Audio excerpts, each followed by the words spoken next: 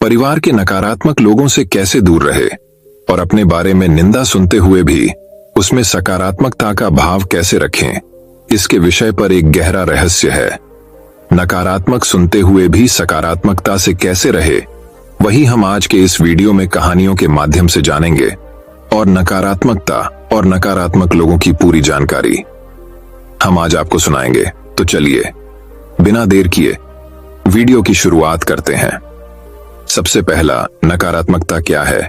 क्या आप किसी भी चीज के बारे में अच्छा महसूस नहीं कर रहे हैं? थका थका सा महसूस कर रहे हैं? हमारे जीवन में दिन प्रतिदिन होने वाली विभिन्न घटनाओं और परिस्थितियों के कारण हमें नकारात्मक विचार आने शुरू हो जाते हैं। ये भय, क्रोध, निराशावाद से भरे होते हैं। इसे सामान्यतः नकारात्मकता कहा जाता है। बहुत से लोग अक्सर भविष्य की चिंता में, अतीत की घटनाओं को याद करने और आमतौर पर जीवन में बिताए बुरे वक्त पर ध्यान केंद्रित करके समय बिताते हैं। यह नकारात्मक या अवांछित विचार चिंता और उदासी का कारण बनते हैं और हमारी ऊर्जा को कम करते हैं। हमारे आसपास के वातावरण में जो कुछ भी हो रहा है, नकारात्मक और सकारात्मक, वह भी हमारी मानसिक स्थिति को प्रभावित करता है। जो कुछ भी हो रहा है उसे नियंत्रित करना हमारे हाथ में नहीं है, लेकिन अपने मस्तिष्क को इस बात के लिए तैयार करना कि वह नकारात्मकता से कैसे निपटे, यह पूरी तरह से हमारे हाथों में है। निरंतर अभ्यास से नकारात्मक सोच पैटर्न को उन विचारों से बदला जा सकता है जो सुख और खुशी देते हैं। नकारात्मक सोच को रोकने के कुछ सबसे प्रभावी तरीके चलिए जानते हैं। पहला तरीका, विचारों को रोकना। किसी भी घटना से पहले बहुत अधिक ना सोचें।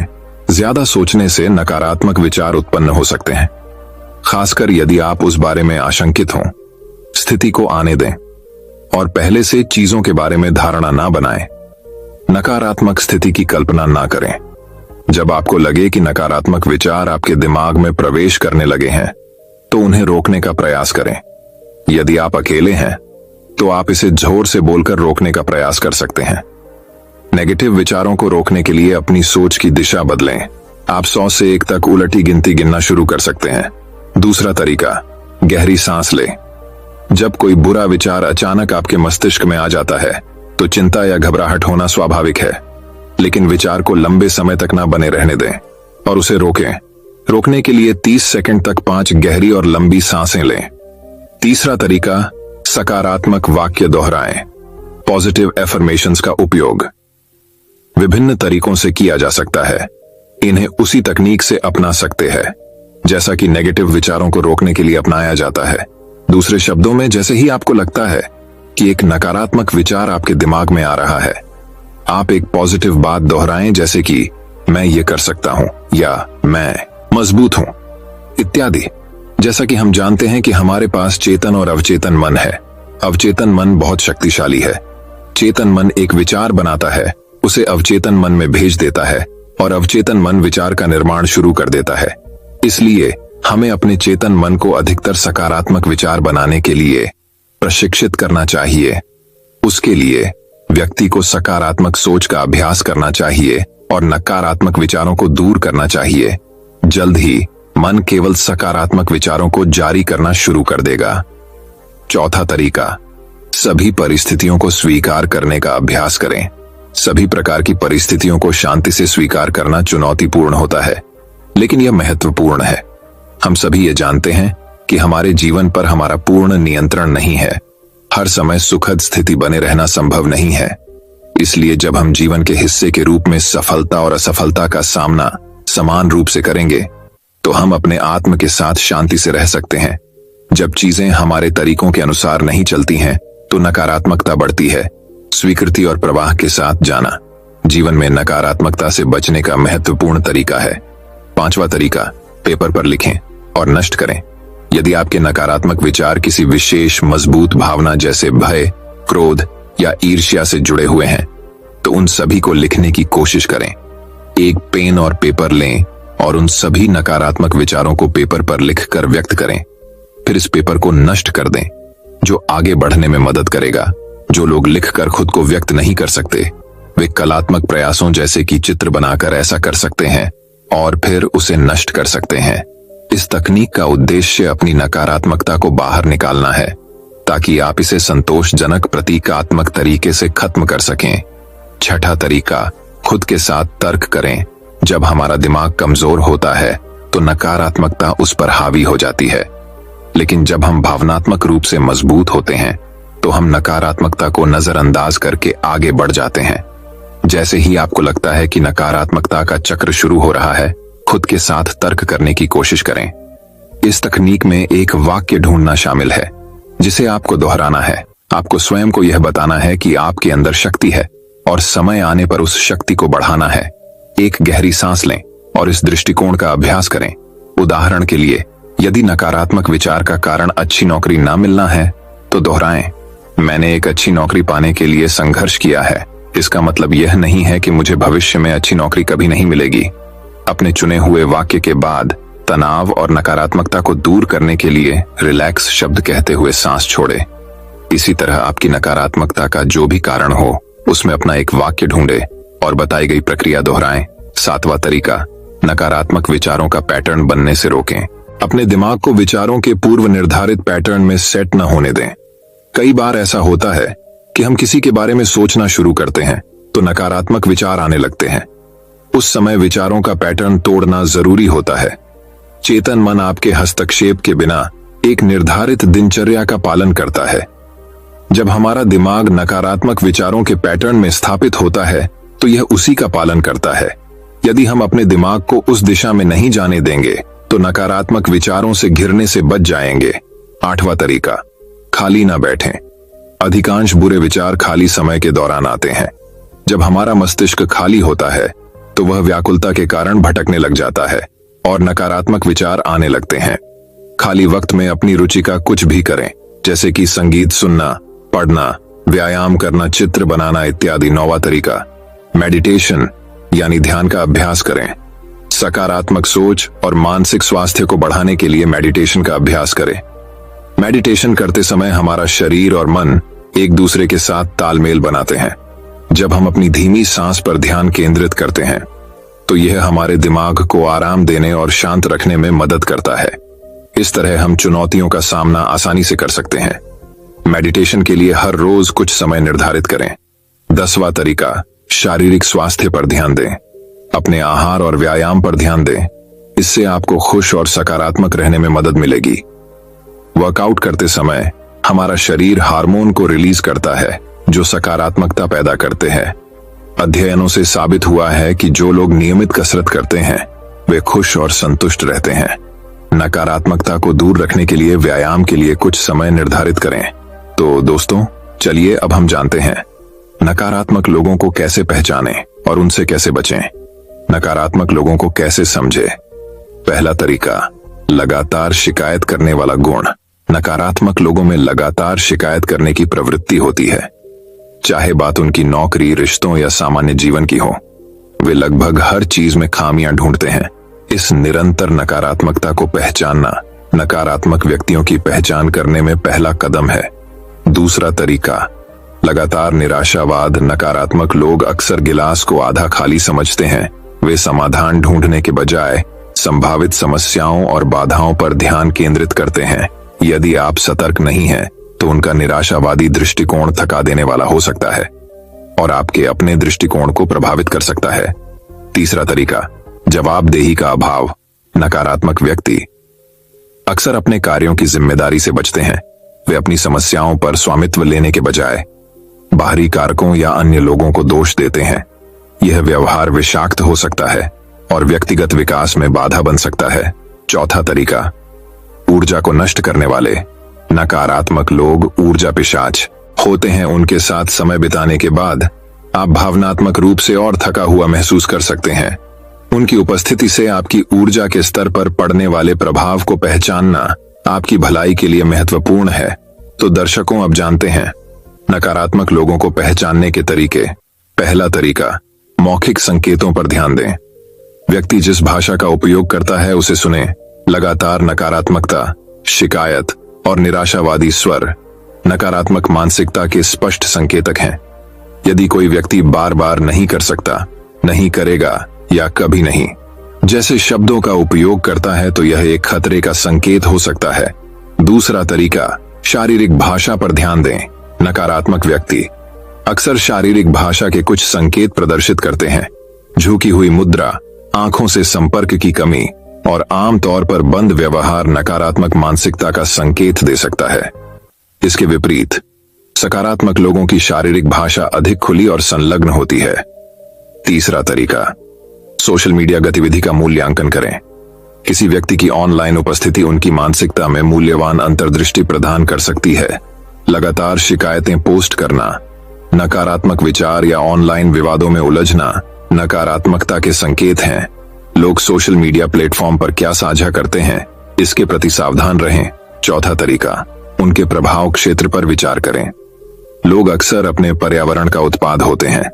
यदि कोई व्यक्ति नकारात्मक व्यक्तियों से घिरा हुआ है तो संभव है कि उनका दृष्टिकोण समान हो। उनके दृष्टिकोण को बेहतर ढंग से समझने के लिए जिस कंपनी में वे रहते हैं उसका मूल्यांकन करें। तो दर्शकों, चलिए अब हम जानते हैं नकारात्मक लोगों से बचने के उपाय। पहला उपाय, सीमाएं निर्धारित करें। नकारात्मक व्यक्तियों के साथ स्पष्ट सीमाएं स्थापित करें। अपनी सीमाएं बताएं और बताएं कि आप लगातार नकारात्मकता बर्दाश्त नहीं करेंगे। यह आपके रिश्ते में एक स्वस्थ गतिशीलता बनाने में मदद कर सकता है। दूसरा उपाय, अपनी लड़ाई चुनें। हर लड़ाई लड़ने लायक नहीं होती। नकारात्मक लोग आपको अपने नाटक में फंसाने की कोशिश कर सकते हैं। जिन मुद्दों से आप जुड़े हैं उनके बारे में चयनात्मक रहें और अपनी मानसिक भलाई को प्राथमिकता दें। तीसरा उपाय, सहानुभूति का अभ्यास करें। जबकि खुद को नकारात्मकता से बचाना महत्वपूर्ण है, सहानुभूति का अभ्यास आपको किसी की नकारात्मकता की जड़ को समझने में मदद कर सकता है। हालांकि सावधान रहें कि इस प्रक्रिया में उनकी नकारात्मक ऊर्जा अवशोषित न हो जाए। चौथा उपाय, अपने आप को सकारात्मकता से घेरें। अपने आप को समान विचारधारा वाले व्यक्तियों के साथ घेरकर एक सकारात्मक और उत्थानशील वातावरण विकसित करें। ऐसे मित्रों, परिवार और सहकर्मियों की तलाश करें जो जीवन के प्रति सकारात्मक दृष्टिकोण साझा करते हों। पांचवा उपाय, समाधान पर ध्यान दें। जब नकारात्मकता का सामना करना पड़े तो अपना ध्यान समाधान खोजने पर केंद्रित करें। मौजूदा मुद्दों पर ध्यान केंद्रित करने के बजाय सकारात्मक समस्या समाधान चर्चाओं को प्रोत्साहित करें।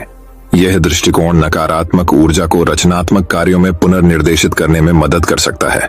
विविध व्यक्तित्वों से भरी दुनिया में सकारात्मक और पूर्ण जीवन बनाए रखने के लिए नकारात्मक लोगों को पहचानना सीखना और उनके प्रभाव से बचने के लिए प्रभावी रणनीतियों को अपनाना महत्वपूर्ण है। नकारात्मकता के संकेतों को समझकर और अपनी भलाई की रक्षा के लिए सक्रिय रूप से उपायों को लागू करके आप आत्मविश्वास और लचीलेपन के साथ रिश्तों को निभाने के लिए खुद को सशक्त बनाते हैं। याद रखें, सकारात्मकता चुनना केवल एक मानसिकता नहीं है, यह जीवन का एक तरीका है जो अधिक खुशी और सफलता की ओर ले जा सकता है। तो दर्शकों, चलिए अब सुनते हैं सकारात्मक सोच की शक्ति की प्रेरणादायक कहानियां। पहली कहानी, नकारात्मक नजरिया छोड़ सकारात्मक नजरिया अपनाओ। जिंदगी में परेशानियां, मुश्किलें तो सभी के साथ लगी रहती हैं, लेकिन कुछ लोग हर एक चीज को नकारात्मक नजरिए से ही देखते हैं और हमेशा परेशान रहते हैं, हमेशा चिंता और तनाव से घिरे रहते हैं और अपने घर परिवार में भी तनाव का माहौल बना देते हैं। वो किसी भी चीज से खुश नहीं रहते हैं और अपने आगे बढ़ने के रास्ते बंद कर लेते हैं। वहीं कुछ लोग ऐसे भी होते हैं जो जिंदगी में हर एक चीज को सकारात्मक नजरिए से देखते हैं। वो हर एक परेशानी, हर एक मुश्किल के सकारात्मक पक्ष को देखते हैं और ज्यादातर खुश रहते हैं। नकारात्मक नजरिए से हम छोटी से छोटी परेशानी को भी बहुत बड़ी ही मुश्किल में बदल देते हैं और सकारात्मक नजरिए से बड़ी मुश्किल को भी आसानी से दूर कर सकते हैं। एक व्यक्ति काफी दिनों से चिंतित चल रहा था, जिसके कारण वह काफी चिड़चिड़ा तथा तनाव में रहने लगा था। वह इस बात से परेशान था कि घर के सारे खर्चे उसे ही उठाने पड़ जाते हैं। पूरे परिवार की जिम्मेदारी उसी के ऊपर है। किसी न किसी रिश्तेदार का उसके यहाँ आना जाना लगा ही रहता है। उसे बहुत ज्यादा इनकम टैक्स देना पड़ जाता है आदि। इन्हीं बातों को सोच सोच कर वह काफी परेशान रहता था तथा बच्चों को अक्सर डांट देता था तथा अपनी पत्नी से भी ज्यादातर उसका किसी न किसी बात पर झगड़ा ही चलता रहता था। एक दिन उसका बेटा उसके पास आया और बोला, पिताजी मेरा स्कूल का होमवर्क करा दीजिए। वह व्यक्ति पहले से ही तनाव में था तो उसने बेटे को डांट कर भगा दिया। लेकिन जब थोड़ी देर बाद उसका गुस्सा शांत हुआ तो वह बेटे के पास गया तो देखा कि बेटा सोया हुआ है और उसके हाथ में उसके होमवर्क की कॉपी है। उसने कॉपी लेकर देखी तो उसने होमवर्क किया हुआ था। जैसे ही उसने कॉपी नीचे रखनी चाहिए, उसकी नजर होमवर्क के टाइटल पर पेडीडीडी ही होमवर्क का टाइटल था। वे चीजें जो हमें शुरू में अच्छी नहीं लगती, लेकिन बाद में वे अच्छी ही होती हैं। इस टाइटल पर बच्चे को एक पैराग्राफ लिखना था, जो उसने लिख लिया था। उत्सुकतावश उसने बच्चे का लिखा पढ़ना शुरू किया। बच्चे ने लिखा था, मैं अपने फाइनल एग्जाम को बहुत धन्यवाद देता हूं, क्योंकि शुरू में तो ये बिल्कुल अच्छे नहीं लगते, लेकिन इनके बाद स्कूल की छुट्टियां पड़ जाती हैं। मैं खराब स्वाद वाली कड़ड़ी दवाइयों को बहुत धन्यवाद देता हूं, क्योंकि शुरू में तो ये कड़ड़ी लगती है, लेकिन ये मुझे बीमारी से ठीक करती है। मैं सुबह सुबह जगाने वाली उस अलार्म घड़ी DDH को बहुत धन्यवाद देता हूं, जो मुझे हर सुबह बताती है कि मैं जीवित हूं। मैं ईश्वर को भी बहुत धन्यवाद देता हूं, जिसने मुझे इतने अच्छे पिता दिए, क्योंकि उनकी डांट मुझे शुरू में तो बहुत बुरी लगती है, लेकिन वो मेरे लिए खिलौने लाते हैं, मुझे घुमाने ले जाते हैं और मुझे अच्छी अच्छी चीजें खिलाते हैं। और मुझे इस बात की खुशी है कि मेरे पास पिता हैं, क्योंकि मेरे दोस्त सोहन के तो पिता ही नहीं हैं। बच्चे का होमवर्क पढ़ने के बाद वह व्यक्ति जैसे अचानक नींद से जाग गया हो। उसकी सोच बदल सी गई। बच्चे की लिखी बातें उसके दिमाग में बार बार घूम रही थी, खासकर वह लास्ट वाली लाइन। उसकी नींद उड़ गई थी। फिर वह व्यक्ति थोड़ा शांत होकर बैठा और उसने अपनी परेशानियों के बारे में सोचना शुरू किया। मुझे घर के सारे खर्चे उठाने पड़ते हैं। इसका मतलब है कि मेरे पास घर है, और ईश्वर की कृपा से मैं उन लोगों से बेहतर स्थिति में हूं जिनके पास घर नहीं है। मुझे पूरे परिवार की जिम्मेदारी उठानी पड़ रहती है। इसका मतलब है कि मेरा परिवार है, बीवी बच्चे हैं, और मैं दुनिया में अकेला नहीं हूं। और ईश्वर की कृपा से मैं उन लोगों से ज्यादा खुशनसीब हूं जिनके पास परिवार नहीं है और वो दुनिया में बिल्कुल अकेले हैं। मेरे यहाँ कोई ना कोई मित्र या रिश्तेदार आता जाता रहता है। इसका मतलब है कि मेरी एक सामाजिक प्रतिष्ठा है और मेरे पास मेरे सुख दुख में साथ देने वाले लोग हैं। मैं बहुत ज्यादा इनकम टैक्स भरता हूँ। इसका मतलब है कि मेरे पास अच्छी नौकरी है और मैं उन लोगों से बेहतर हूँ जो बेरोजगार हैं और पैसों की वजह से बहुत सी चीजों और सुविधाओं से वंचित हैं।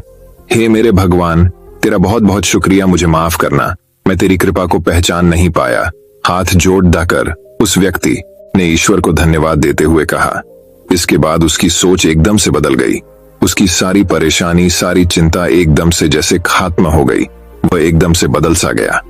वह भागकर अपने बेटे के पास गया और सोते हुए बेटे को गोद में उठाकर उसके माथे को चूमने लगा और अपने बेटे को तथा ईश्वर को धन्यवाद देने लगा।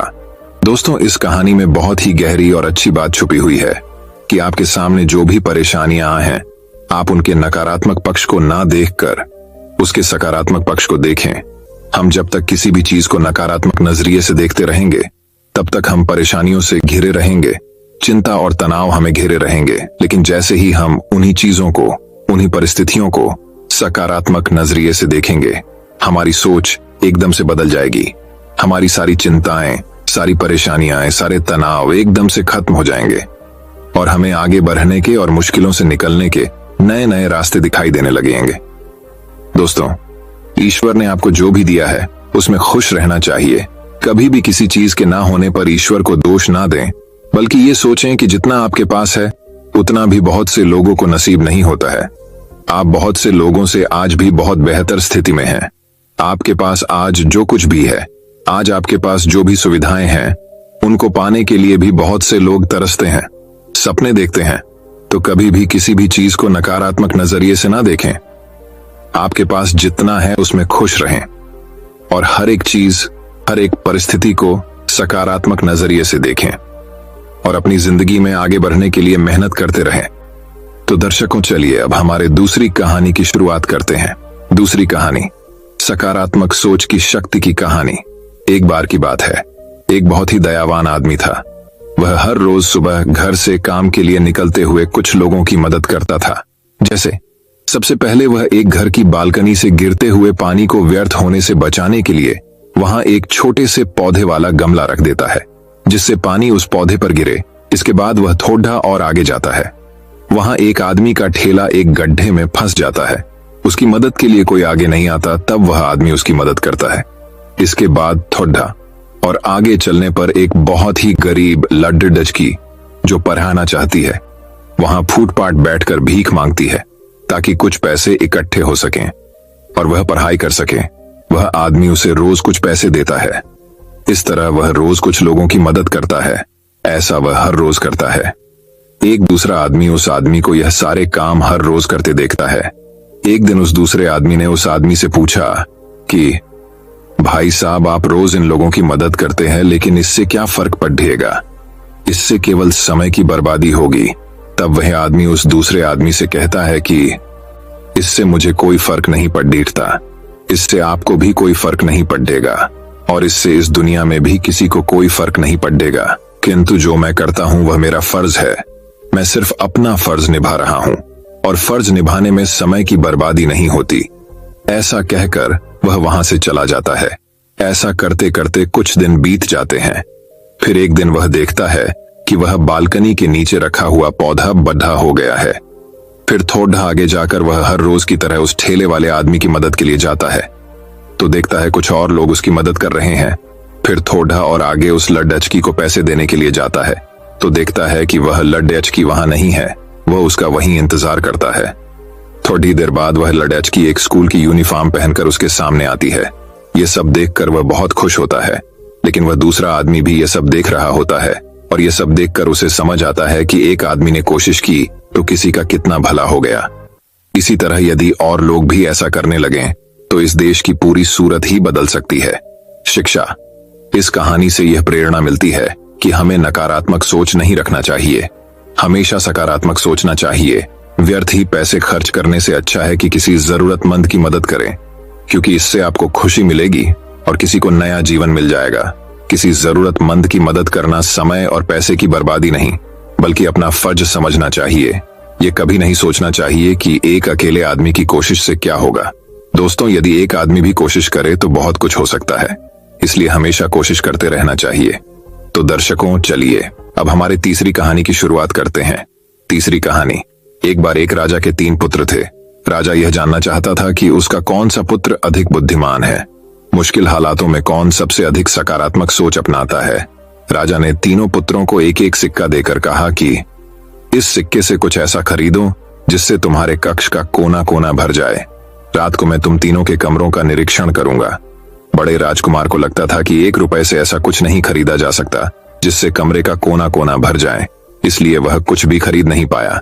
दूसरे राजकुमार ने थोड़ी बुद्धि लगाई और बाजार से भंगार खरीदकर अपने कमरे के चारों कोनों में फैला दिया। सबसे छोटा राजकुमार सकारात्मक सोच वाला था। वह सोचने लगा कि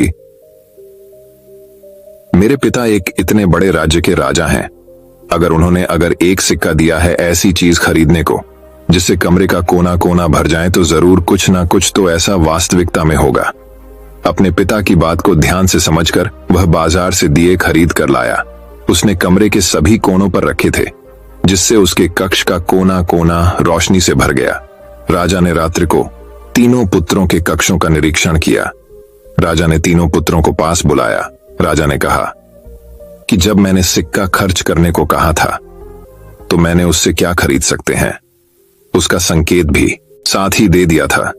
मैंने कहा था कि मैं रात्रि में तुम्हारे कक्ष में आऊंगा, तुम्हारे कक्ष का कोना कोना भरा होना चाहिए, लेकिन तुम दोनों ने उस ओर ध्यान नहीं दिया, बल्कि तुम दोनों की सोच नकारात्मक थी कि इससे ऐसा कुछ नहीं खरीदा जा सकता। तुम्हारे छोटे भाई की सोच सकारात्मक थी। उसने समाधान पर ध्यान दिया। उसने बाजार से दिए खरीदे और अपने कक्ष का कोना कोना रोशनी से भर दिया। सीख। जब हम नकारात्मक सोच रहे होते हैं तो हम समस्या के आने पर समस्या को इतनी बड़ी मान लेते हैं कि समाधान पर ज्यादा ध्यान केंद्रित नहीं कर पाते। तो दर्शकों, चलिए अब हमारे चौथी कहानी की शुरुआत करते हैं। चौथी कहानी, महात्मा बुद्ध की प्रेरणादायी कहानी। जब कोई आपकी निंदा करे तो सकारात्मक कैसे रहें। एक बार महात्मा बुद्ध एक गांव में प्रवचन करने के लिए पहुंचे। वहां कुछ लोग महात्मा बुद्ध को गालियां देने लगे। महात्मा बुद्ध शांत भाव से उनकी गालियां को सुनते रहे। महात्मा बुद्ध से कुछ लोगों ने पूछा कि हमारी बातों का आप पर कोई प्रभाव क्यों नहीं दिख रहा। महात्मा बुद्ध ने कहा, तुम लोगों ने मुझे गालियां दी, दुर्व्यवहार किया मैंने। जब तुम्हारी गलियों को स्वीकार ही नहीं किया, इसलिए गालियां तुम्हारे पास ही रही। जो चीज मैंने ली ही नहीं उसके लिए खुश होने या दुखी होने का कारण ही नहीं बनता है। उन लोगों को महात्मा बुद्ध की बात समझ में नहीं आई। महात्मा बुद्ध ने उदाहरण देते हुए समझाया कि मानो मुझे किसी ने उपहार दिया और वह मैंने स्वीकार ही नहीं किया, तो वह उपहार किसके पास रह जाएगा? सब लोग कहने लगे कि जिसने उपहार दिया है उसी के पास रह जाएगा। इस पर महात्मा बुद्ध कहने लगे कि अगर मैंने गालियां स्वीकार ही नहीं की तो वह तुम्हारे पास ही रह जाएंगी। महात्मा बुद्ध की यह कहानी हमें किसी के हमारे बारे में बुरा भला कहने पर भी सकारात्मक सोचने की प्रेरणा देती है। शिक्षा। महात्मा बुद्ध की यह कहानी हमें सिखाती है कि अगर जीवन में आपके आसपास कोई आपकी निंदा करता है तो भी अपना कार्य ईमानदारी से करते रहे। उनकी नकारात्मक सोच को स्वयं पर प्रभावित मत होने दे। तो दर्शकों, चलिए अब हमारे 5वीं कहानी की शुरुआत करते हैं। 5वीं कहानी, जीवन के प्रति दृष्टिकोण बदलो। एक बार एक लड़का जंगल में रास्ता भटक गया। जंगल में उसकी नजर एक लाचार लोमड़ी पर पड़ी जो चलने फिरने में असमर्थ थी। वह सोचने लगा कि इस लाचार लोमड़ी के खाने पीने का इंतजार कैसे होता होगा। तभी उसे एक शेर आता दिखाई दिया। उसे लगा कि यह शेर लोमड़ी को खा जाएगा, लेकिन शेर ने अपने मुंह में किसी जानवर का मांस दबाकर रखा था। वह मांस लोमड़ी के आगे डालकर चला गया। वह लड़का सोचने लगा कि भगवान बड़ा दयालु है जो उसने इस लाचार लोमड़ी के भोजन का प्रबंध भी करवा रखा है। घर आकर उसने निश्चय किया कि जैसे उस लोमड़ी के भोजन का प्रबंध ईश्वर ने कर दिया, वैसे ही वह मेरे भोजन का भी प्रबंध करें। इसी जिद में वह बहुत दिनों तक भूखा रहा। जब उसके गुरु को उसकी इस हरकत का पता चला तो वह उसके घर पहुंचे। उसने सारी बात गुरु को बताई और कहा कि ईश्वर उस लोमड़ी के लिए तो दयालु था, फिर मेरे लिए क्रूर क्यों हो गया? उन्होंने मुझे ऐसा दृश्य दिखाया ही क्यों दिखाया? उसके प्रश्न सुनकर गुरु मुस्कुराते हुए बोले कि बेटा, तुम ईश्वर का इशारा नहीं समझे। ईश्वर तुम्हें उस लाचार लोमड़ी की तरह नहीं बल्कि उस बहादुर शेर की तरह बनने की प्रेरणा दी थी। ईश्वर चाहते थे कि यह दृश्य देखकर तुम उस शेर की तरह बनो जो बहादुर भी हो और उसके मन में दूसरों के प्रति मदद की भावना भी हो। गलती ईश्वर की नहीं, तुम्हारे दृष्टिकोण की है। तुमने लोमड़ी की लाचारी में ईश्वर का उस तक भोजन पहुंचाना तो देख लिया, लेकिन तुमने उस दृष्टिकोण को नजरअंदाज कर दिया कि उस तक भोजन कैसे पहुंचा। इसलिए ईश्वर के इशारे को समझो, उठो और भोजन करो। स्वयं को लोमड़ी की तरह लाचार नहीं बल्कि शेर की तरह बहादुर, आत्मनिर्भर बनाओ ताकि समय पड़ने पर दूसरों की मदद कर सको। गुरु के समझाने पर उस लड़के का जीवन के प्रति दृष्टिकोण बदल गया। हमारे साथ भी ऐसा होता है जब हमारे आसपास कई बार परिस्थितियां ऐसी ही जाती है जब हम ईश्वर द्वारा दिखाए हुए सकारात्मक पहलू को ना देखकर केवल नकारात्मकता पर ही अपना ध्यान केंद्रित कर देते हैं। शिक्षा। नकारात्मक परिस्थितियों में ही उनके सकारात्मक हल छुपे होते हैं। दोस्तों, मैं उम्मीद करता हूं कि यह कहानी सुनने से आपके जीवन में अच्छे बदलाव आए होंगे।